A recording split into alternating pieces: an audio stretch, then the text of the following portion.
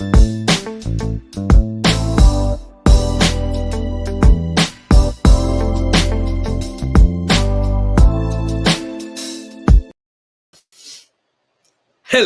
everybody. Hey, well, first of all, who has missed me? One person missed me? Holy crap. That's okay. Seriously, that's the most surprising thing to happen today. The fact that I decide that I'm going to go live. I actually was just going to do a record and put it out in the YouTube space here later on. But I decided, no. Well, let's go ahead and do it live. Everything seems to work a little bit easier here. So just to remind everybody, I know that the Motion Sports Network has been very, very heavy with the coverage of the KFL, and I'm going to touch some KFL here in just a little bit too. But we are not just fishing. Some of us can't fish worth a crap. Even though whatever, I'll go do some fishing. Man, there are some pros, some world class fishermen who are going to be hitting Lake Chickamauga here in Tennessee come Saturday. And like I said, I'm gonna touch on that a little bit. But to those teams who've made the finals for the KFL championship, man, congratulations to you both. And I'm sure it's gonna be a great time for everybody down in Tennessee. So, all right, I'm really, really, really gonna try and keep this quick. But anybody who's ever seen me doing a show, and when I'm covering with Greg, I start in talking a whole freaking lot about some stuff. So I am going to do something to try and keep myself in order here. And I don't know if you got a chance to read an article I just wrote not that long ago about the sport that I stumbled across, Banana Ball, and it's in the founder of Banana Ball, Jesse Cole. But one of the things that that happens there is that there's it's baseball with a time limit. Okay, so and to start each game, Jesse Cole gives the 2-hour countdown clock, but I'm not gonna give you 2 hours here. I'm not gonna make everybody sit through 2 hours of me. Hopefully, we'll see. But what's going to happen is we're going to start with just a 1 hour. Can I get 60 minutes on the clock, please? There we go. 60 minutes. My clock has started. So, okay, everybody, welcome to the Sports Week in Review. I'm America's most adorable co-host. I'm Sam Kales. You'll see me sitting in with my good buddy Greg Nozar when we're doing the Motion Sports the show, and I'm helping him out with the Greg Nozar show. But you know what? He gave me the access to this stuff, so I get to do it too. I get to come on and I get to do some of the stuff that I want to do, and I'm just about completely freaking insane. And I'm pretty sure my wife is going to be glad she's not here watching me do any of this stuff. But you know what? I have got some stuff prepared for you that I'm gonna talk about as soon as I can get it all going. And here we go. So, like I said, everyone, welcome to the Sports Week in Review, and here we are. Gosh, man, it's we're already in week 7 of the NFL, but it's not just NFL that's going on. College football is really picking up. Some other interesting sport. The World Series even starts tomorrow night. But let me kick it off with, of course, NFL Week 7. There's a handful of games that I want to touch here. I'm not going to go in depth on every game, and I'm not going to go super in depth on all of these games. But there are some games that caught my eye in particular. And I'm going to start it off with the Cowboys Lions. The Cowboys beat the Lions 24-6. Man, that's wish that was a lot closer to me. I could read it a lot better, but hey, we're going to work all this out together, folks. The return of Dak Prescott, and Dak brings Dallas to 5-2, staying close behind Philadelphia here. Philadelphia is looking really great in the East, but the East is really looking like it's going to be an almost juggernaut division. So as I said, Dak comes back. He goes 19 of 25 for 207 yards with a touchdown. Ezekiel Elliott has 2 touchdowns in the game as well. I mean, it's Detroit. You'd really think that Dallas is going to beat Detroit, but Dallas needed Dak to come back, have a good week of football. And if you're going to do it anywhere, do it against the Lions. And that Dallas defense gets 2 interceptions, gives up 117 rushing yards, 228 passing yards. So you kind of lean on your defense. When you're are coming back from some kind of an injury like that. And it's like I said, they're keeping pace with the Eagles. And if you just give me a minute here, we're going to talk some Giants too. But the Giants are 5-1. No one, I'm going to say, thought that the East was going to be like that.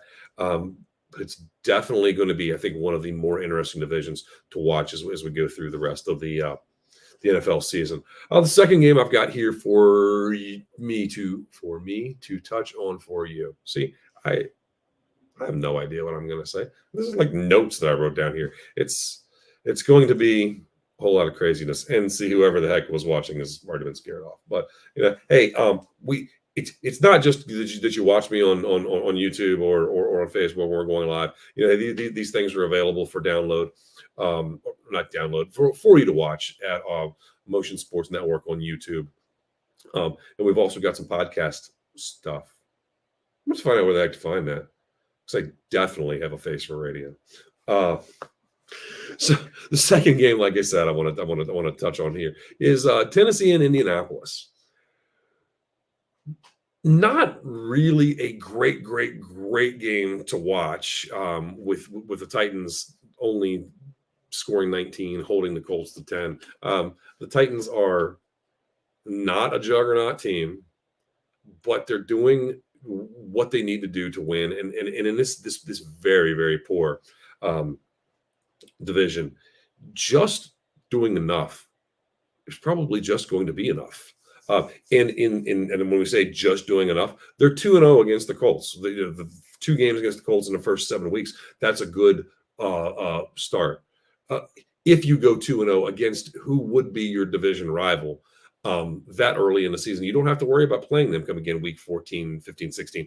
Catch the Colts when they're down, when they're not playing well, and beat them just like they did. Derrick Henry, 30 runs for 128 yards.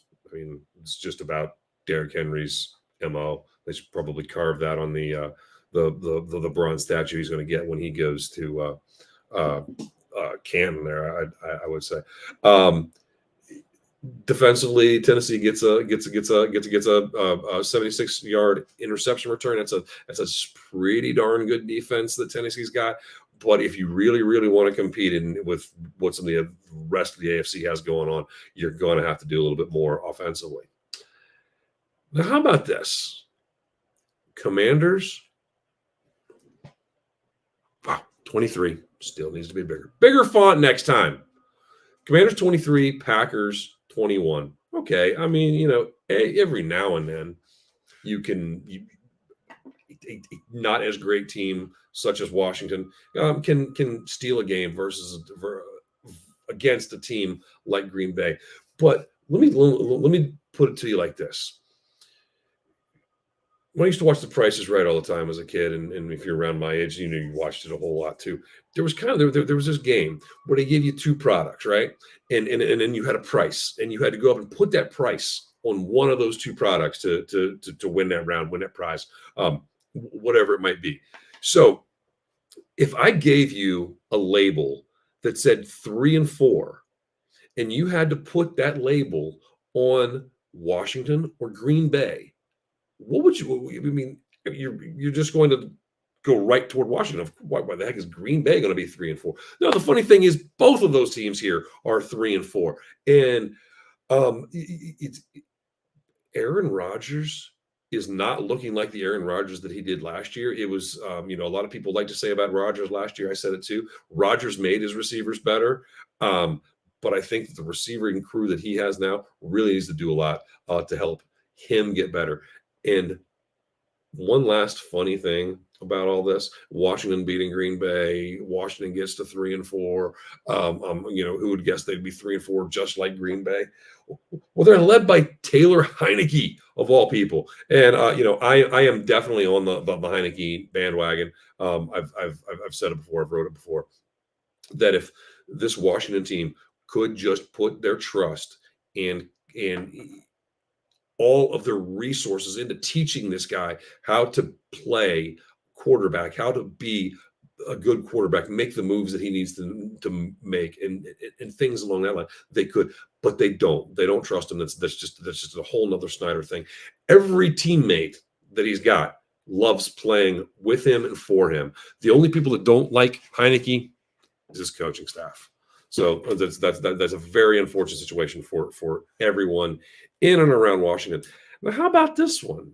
We just talked about a quarterback not having the year that he's really accustomed to having in Aaron Rodgers. How about Tom Brady, who goes to the Panthers, who they just traded away, arguably one of the best players in the league in Christian McCaffrey. And so Brady should hang 45 on these Panthers. Nope. The Panthers steal this one. I mean, maybe not steal. You steal it would be a close game. They blew the Buccaneers out 21-3. Tampa Bay 46 rushing yards, 290 passing yards. There is absolutely no balance there. And against a team like the Panthers, why are you not running and pounding the ball? Brady, things are not great with Brady. So do some things to take some of the pressure off of Brady. And Carolina ran the ball for 173 yards. And this is a funny thing as I was looking at some stuff. If you went and looked at stats, you just looked right down at the two stat lines, things looked fairly pretty even, with the exception of that rushing for sure. But the time of possession was not as much in Carolina's favor as you think it would have been with that many rushing yards. It was this stats in this thing were very close. It's just the Panthers just didn't let them get away with anything. Now, it's real popular in the sports talk world to talk about the Brady's Gisele separation. I'm not going to do that. I've got my own thoughts on that. But you know what? That to me, in my opinion, that's his private life, and we need to leave that alone. Tom Brady has some issues going on, and if it is his marriage falling apart, man, I do feel bad for you in that regard. And Tom Brady, probably the best quarterback that I've ever seen. Many people dislike him for many reasons. I'm not one. I like seeing the great people do great things, great players make great plays, do great things. And so I have a lot of respect and affinity for the guy, and I just bad things like that are not good and not fun. So let me pop on, hit a couple here real quick. The Giants in Jacksonville, and so this was an interesting game again, and the Giants pulling this one off, holding the Jags off right there at the end of the game. But the Giants have moved to 6-1. They didn't turn the ball over, and the between Saquon Barkley and Daniel Jones ran for a combined 217 yards. I don't like my quarterback running that much, but it's seeming like it's working for the Jets. And heck, the Jets are 6-1. You really can't argue much about what they're doing and doing wrong now. And like I said, this is that NFC East. Maybe this team doesn't go away. Jacksonville, still not quite there yet. This has not been the terrible Jacksonville team of the last couple of years, but still you need a little bit more. Maybe that you have to learn how to lose before you can learn how to win. I've seen that's happened countless times in the NFL. I think it pertains in the NFL more so than a lot of other sports that you have to deal with those losses to learn how to win a little bit more. Now, then I've also got up here the Jets and the Broncos. Why the heck would anybody bring up and want to talk about the New York Jets as one of their highlight games of the week? Well, it's because the Jets are 5-2. They've lost one more game than the Giants. Surprising, very surprising, and Do I think that the Jets are a great team? No, probably not. But give this team a little bit of confidence, and could they give Miami some fits to kind of clip Miami a little bit, keep them from chasing down Buffalo? Could they clip Buffalo even and nick that team when they just look like they're the absolute best and you're going to run away in the AFC East? Um, uh, the Seattle Seahawks and beat the Chargers 37-23. Again, why are you talking about a team like Seattle? Seattle, the Seattle team was good a couple of years ago when Russell Wilson leading them to Super Bowls and stuff like that. But Russell Wilson wasn't a happy guy there last year. They've got rid of Russell Wilson. And, well, it's because this Geno Smith guy has got the Seahawks in first place in the West.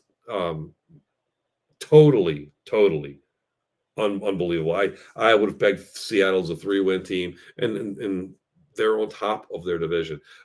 Geno Smith is another one of those guys who kind of he's hung around, and I think he's got the respect of a lot of his teammates, and that's going to go a long way in Geno being a leader and leading his team. Of course, it's going to go a long way. What a stupid thing to say. No, it's Geno is a leader, and the things that's taken him to get to this point are the things that make him the leader that he is. He's not carrying that ego. He wants to be a part of this team, and I think that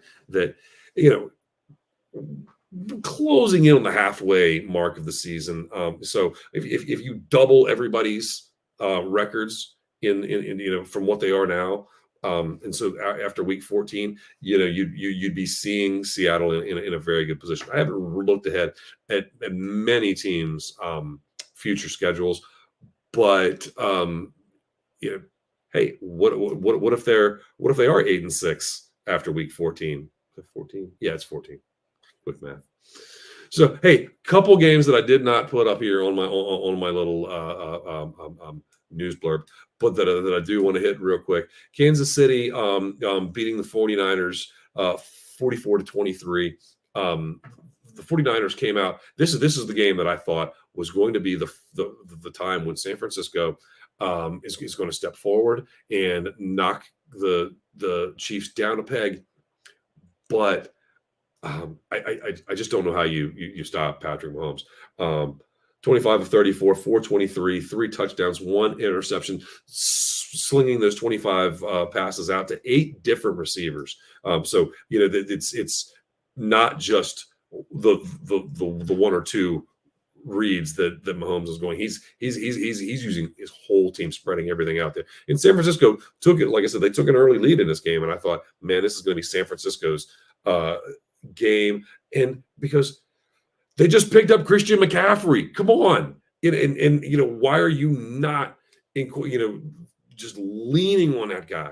That's what San Francisco has offensively. They should have done a whole lot better here against Kansas City, and Kansas City just took them apart in that second half. All right, the last game that I put up here. This is Greg. This one is just for you, buddy. Chicago Bears going to New England and beating the Patriots 33-14. Not just because you've got to pander to your boss when you're doing your sports shows and give props to his teams when they're deserved. But as I mentioned, Green Bay is 3-4. So are the Bears. So that 3-4 record that the Packers have, man, that's looking even worse now. Even though when you put them in order, there the Pack's ahead because the Packers ahead because they beat the Bears. Yeah, that's it. What it is. That's how it goes. So hey, all right. One thing I'm going to do here real quick. I just want to do something and talk about each of the division leaders real quick. In the NFC East, Philadelphia undefeated, but that East is looking a little tougher. Minnesota, they're up by 3 games after week 7. I mean, is this division wrapped up? Thanksgiving, the NFC North could be done. Nothing to play for other than trying for home field advantage for the Vikings. Tampa Bay. There's lots of things wrong here, and they need to get it together. That's what I wrote the little note here for myself, because there are lots of things. This is not just a Tom Brady thing. There's a lot else going wrong. There's no way you should have given up 21 points to the Panthers here this past week, and then out in the NFC West, Seattle. Yes, that's Seattle. That's what leading this division out 4-3. Not the Rams, not the 49ers. And not the Cardinals. The Cardinals are not doing well, but no, it's Seattle, and this is one that that I think to pay attention a lot more to here over the next few weeks and see what this Seahawks team does. And already AFC, Buffalo really they're I think on cruise control. As this is one team that I did look at their future schedule. I think I would say there's only 2 quality opponents left for Buffalo. They're your AFC Championship game should be going through Buffalo. Buffalo should have the home field advantage. The AFC North. Hey, AFC North. If you want to win your division, you need to win some football games. It's a Cincinnati and Baltimore thing now. This is going to be an ugly looking division. It's going to be an 8-9, 9-8 winner, I think. Tennessee, as I said, this team is not looking scary, but they're doing just what they have to do to win. But there's no other team that I think is a threat to Tennessee in the South. And Kansas City, as I just talked about them, I have no idea how you stop this team. Mahomes really looks like he's just playing a different game than everybody else. And all of his team just loves playing right along with him. So, all right, that wraps up what I'm going to talk about NFL-wise here for you. Oh, sweet. I just pulled up the timer and I knocked the NFL out in like 20 minutes. That's pretty good for me. So, all right. NFL's covered. Where should we go next? That's going to be a huge, huge surprise, my friends. Because Formula One ran its second event in the United States, second event of the year in the United States this past weekend in Austin, Texas, what they call the Circuit of the Americas. And why I'm going from NFL to F1, I'm going to get back to that in just a second. But I want to go over just a little bit of stuff that I found, that I came up with, that I'm thinking about, so on and so forth like that. So 440,000 people attended the race weekend. It's not just total for who shows up on race day, practices and qualifying. It's a huge weekend event, the way that they make it play. But it's in everything I see here, read about the popularity of F1. It all has to do with the Netflix Drive to Survive series, which I've tried to watch a handful of episodes of it. It's not exactly my cup of tea, but I tell you, I do love the sport. I do love the racing. You want to talk about rivals? That's when you watch a sport, you want to watch the rivals. You think about the Packers and the Bears, or the Duke and UNC, or who else is the totally slow Boston Red Sox and the Yankees. Those rivalries pale in comparison to some of the stuff that is happening in Formula One. It is these Max Verstappen and Lewis Hamilton get themselves wheel to wheel almost every race, and it's not just that Max and Lewis don't like each other. Sean Leclerc. He's got a weird French name. It's probably like Sean Leclerc. It looks like Charles Leclerc. I probably should learn to pronounce that a little bit better. But like I said, weird French name. Same thing goes with him and Max and Lewis, and none of these people like each other. And there was a big brouhaha earlier in the season when his own teammate got mad at him. So teammates don't even like each other in this sport. So and then we're going to drive at about 200 and some miles an hour and then whip it around a corner to come back out, pulling insane G's. This is a really, really fun sport to watch. It's not just people following each other around. There is a lot of strategy that goes in with this stuff too. It's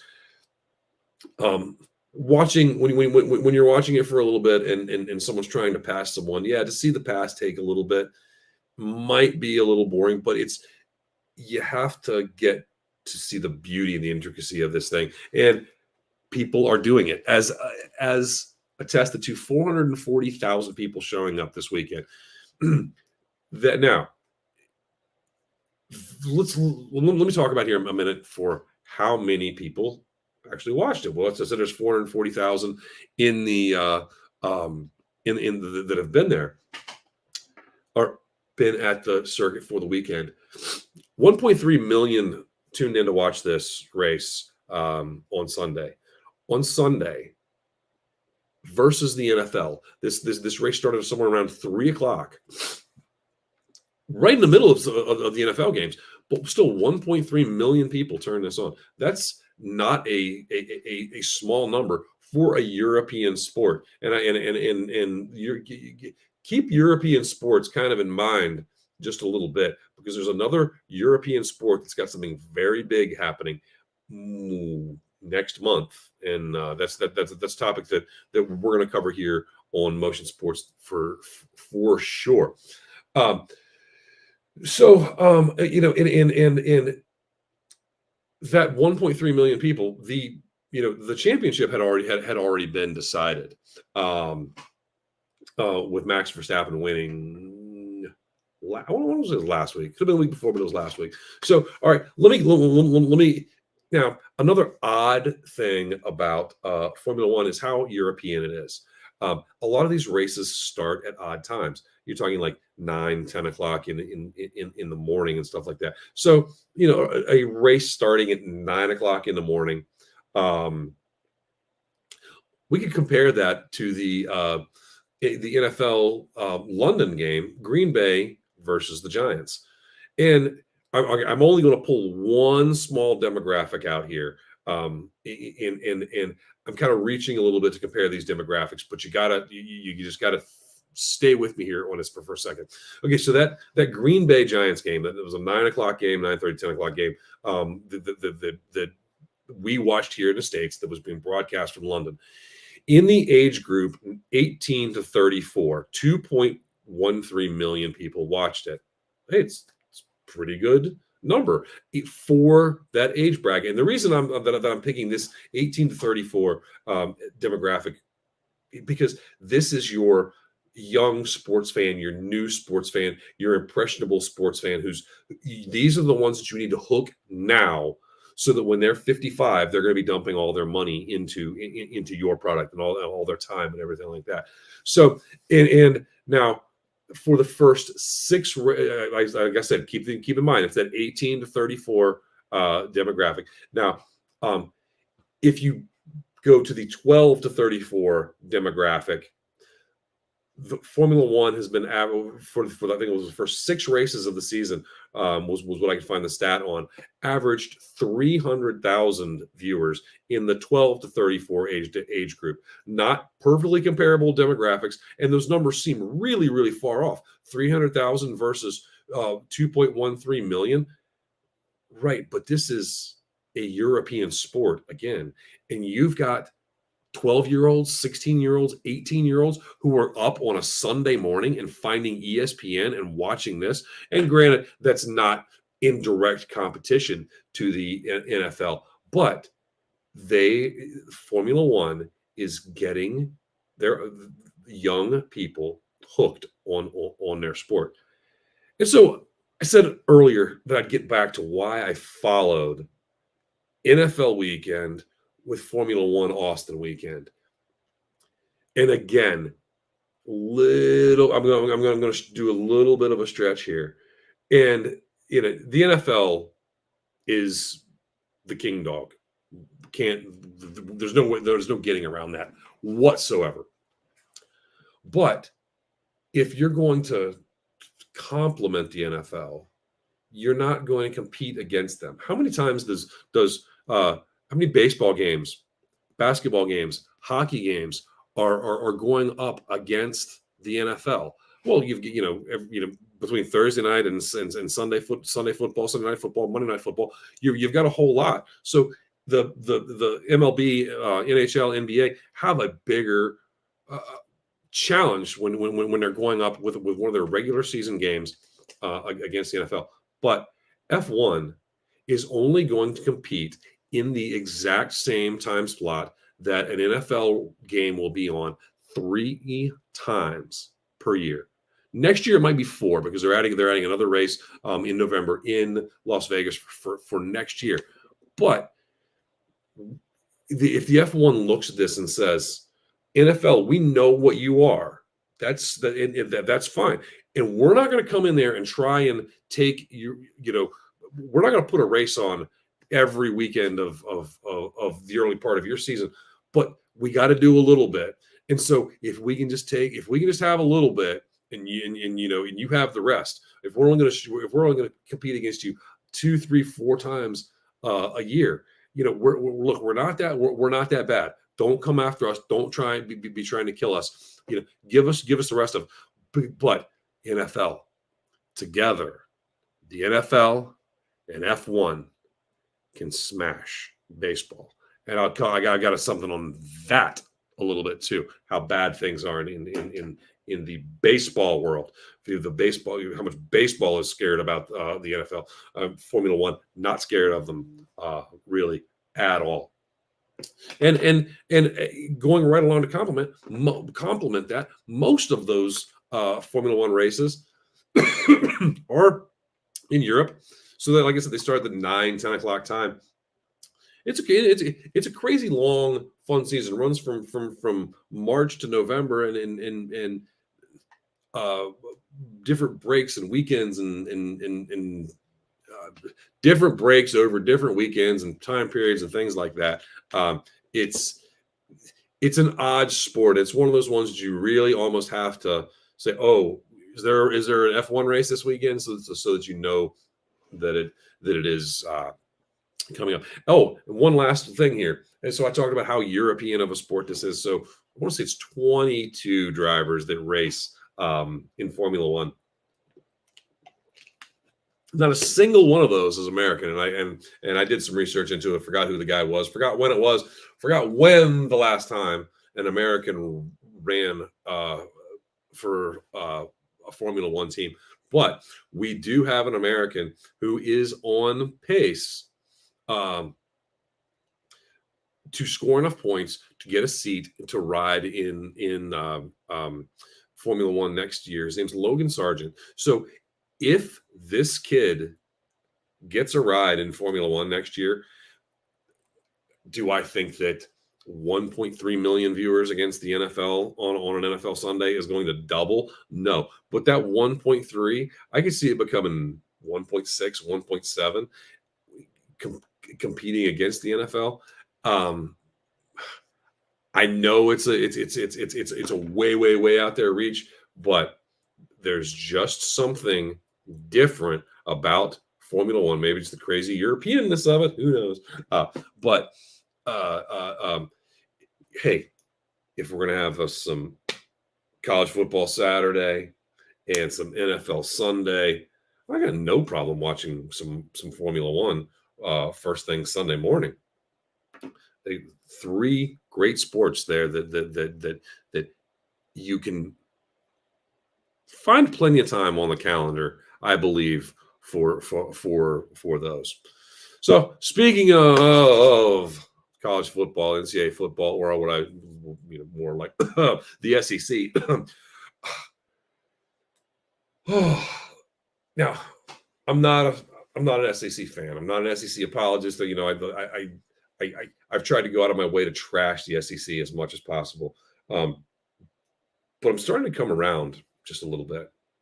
I've mocked the SEC for some of their scheduling stuff, who not going out of conference to take on any quality opponent.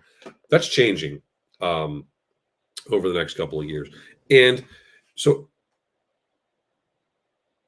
if we look at what's going on in college football, really, it's Georgia, it's Tennessee, and it's Alabama, and then whoever wins the Big Ten. It's kind of going to be a bummer because I don't know. I mean, it could work out where Georgia, Alabama, and Tennessee are each all one loss teams, and if that's the case, give me those three teams plus whoever wins plus uh, the Big Ten winner if they're undefeated. Because Clemson, I don't think Clemson is much of an anything. I'm not scared. I'm not impressed by Clemson, um, but they're kind of out there. And so if the Big Ten winner is not undefeated, Clemson is undefeated. Sure, put Clemson in there. Um, there's one issue that I've got with the rankings, and it's you know thinking when I think uh, about how good the SEC is, and really how far back the rest of the field is from those top three um, SEC teams. Man, like holes in a brain or something here. Um, TikTok, what was I even talking about? Oh, my one issue with the rankings. That's what it is. It's just right there, dummy. Read it. Is how high that Alabama is ranked. And let's say that Georgia beats Tennessee here in a couple of weeks. That Tennessee will then vault ahead of. I'm sorry, Alabama will vault ahead of Tennessee, who they've lost to. Which like I said, that's a minor quibble. And this is these are rankings, and rankings are going to mean a little bit less as we get a little further into the season, as we get closer to conference championships and playoffs and things like that. But said it forever. I'm going to say it till the end of time. Super conferences suck for the way that they're consolidating all the best teams. And heck, Oklahoma, Tennessee, your decision to go to the SEC, I'm thinking that's, to me, it's looking like a mistake. Although Tennessee has got themselves turned around. And so, like I said, as much as I hate super conferences, and I'm going to say this, and I'm going to stand on this hill, that only conference champions should be allowed in the playoffs. After I just said that I think that Tennessee, Alabama, and Georgia should be in the playoffs. It's because that's how they have to be because of what the playoffs are, the way that they're set up. But I really wish it wasn't that. I wish that you had to win your conference championship to qualify for the playoffs. Would it look as good? I mean, would you want like a 8-4 Minnesota sneaking in some year, something like that? No, but you know what? They won their conference. They got to move on. Hey, you don't just get voted in to the NFL playoffs. You've got to win your way in there. And a lot of this is still voting kind of measures and a beauty contest stuff a lot of times in college football. But still, college football is a different sport. And so, as I said, you should only have conference champions in the playoffs. Well, you know what? You want super conferences? Here's 8 16 team conferences. You need a couple more teams to move up there to the FBS level to be able to get you to have 8 conferences with 16 teams. The NCAA needs to take a bigger reign and bigger control of this. Greg and I talked a whole lot about this and how the NCAA just let the SEC run wild. And like I said, as much as I disliked that, I really like watching some SEC football this year. There's been a lot of really good SEC football that's gone down. So, all right, and then tomorrow night, the Fall Classic starts. The granddaddy of them. No, the granddaddy. That's not the granddaddy of them all. Granddaddy of them all, I think. Is that WrestleMania? Don't know. Well, it's the fall. It's the World Series. It's the Fall Classic. It's the Juggernauts versus the underdogs. The Houston Astros. 106 wins this season. 7-0 in the playoffs. Sweeping the Yankees and the Mariners. Going up against the underdog Phillies, the sixth seed, make the last team that made the playoffs, last wild card team. This is a team in baseball. This is the sport where I can kind of see this happen more than others. The team that maybe is too dumb to know that they're not good enough to be there, goes on and wins it. This was the case with the Nationals in 2019, 2004, when the Red Sox came back from 3 games down to the Yankees, won 4 straight against the Yankees, and then swept the Cardinals.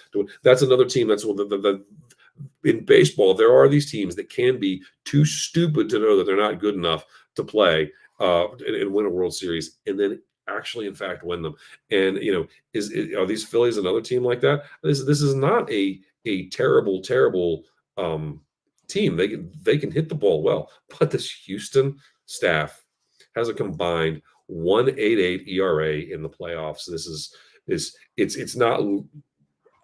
I wouldn't think that Philadelphia is going to take this. And in fact, I'm going to say that Houston wins it in 6. And so I've kind of danced around this just a little bit, being scared of the NFL.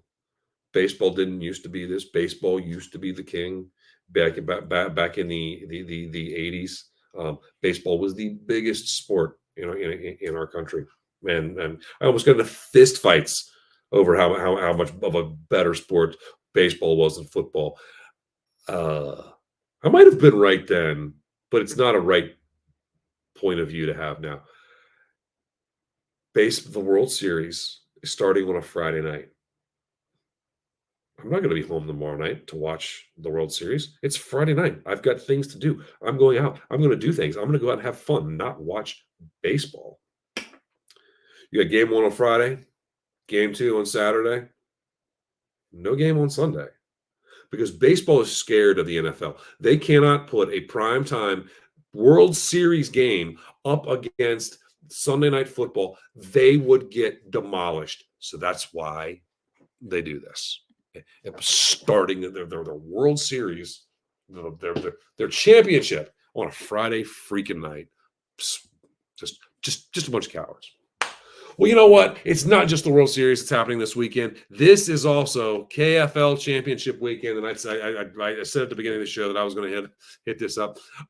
So Saturday, October 29th, 7 a.m. is as they say here in the KFL. Lines in. It's when these guys start fishing, and man, I've been seeing some of the pictures of these guys have been pulling in over the last couple of days, doing some pre-fishing, as they call it. It's down at Lake Chickamauga, Tennessee. They look like they're having a blast. They are getting some monsters. It was the inaugural championship last year was great fun and a great competition. This year, the season has been even better, and so now it's championship weekend. So the Massachusetts Maulers versus the Coosa Kingfishers. Where in the hell are the Coosa Kingfishers from? I know because I had to ask. I had to go and ask the commissioner because for some reason we're not going to put the name of where the heck we're from in our team's name. So the Coosa Kingfishers are actually the second team out of or one of 2 teams out of Alabama. I don't know why you just couldn't call yourself the Montgomery or the Birmingham or the Gulf Coast Kingfishers. But I think it's a sponsorship deal. I think they're getting a little bit of bucks from Coosa, but what are you? Major League Soccer team? No, you're a KFL team. Come on, tell me where the heck you're from. And so it's just on name alone, because I have no idea. Well, I know now because I had to ask. Because I had to ask that the Coosa Kingfishers were from Alabama. That I didn't know that. I couldn't figure it out. That I am going with the Massachusetts Maulers over the Coosa Kingfishers this year. The Maulers were going to be your KFL champion this year. And so as I was talking about bad names and the Coosa Kingfishers, man, don't even get me started on the Maniacs. So, hey, I don't, if I catch some KFL hate, I don't care. My team is the Warhawks, right, boss? That's right. So, hey, everybody, I want to leave you with one final thought here. And man, I am really smoking this time limit. So, but I want to. This is the last time I'm going to talk to you before Halloween. Halloween you should be our KFL championship recap. Greg and the guys are going to be together for that for you. Monday night. It's through the playoff season. They've definitely been a Monday night kind of thing. So I'm not going to get to see or talk to anybody again until after Halloween, and so it's that crazy wacky DJ. So, what's your favorite Halloween candy? I don't want to. I'm not really out to ask you what your favorite Halloween candy is, because it's always the same thing. It's the Reese's, it's the Snickers, it's the Kit Kat. Those are those are your big deals, your big dogs. I mean, if you got somebody who's going to make the homemade popcorn balls and things like that, there's some other great treats that you can get. Come Halloween time, and they're all in all the aisles of all the stores, man. So love me some Halloween candy. Not the now, I will say I'm not the biggest fan of the holiday, but give me all the candy. I'm big into candy. And the one candy, my favorite candy bar has been for years and years and years and years. Anytime I'm in a convenience store and I'm after a candy bar, this is the one I'm picking up for sure. And I don't understand why this candy doesn't get the run that it deserves, that it should. I mean, it should be mentioned with your Reese's and your Snickers and your Kit Kat. That is the Three Musketeers bar. That is a damn good candy bar. My opinion, it's the absolute best. So we really gotta give that candy bar some more love, because it's so different than anything else. The I don't know, gray nougaty, airy, fluffy stuff that's wrapped in, that's got the chocolate then wrapped all around it. Man, I don't even know what the heck that is, but there is not another candy bar that comes close. They could even think about competing with what they've got going on there. So yeah, man.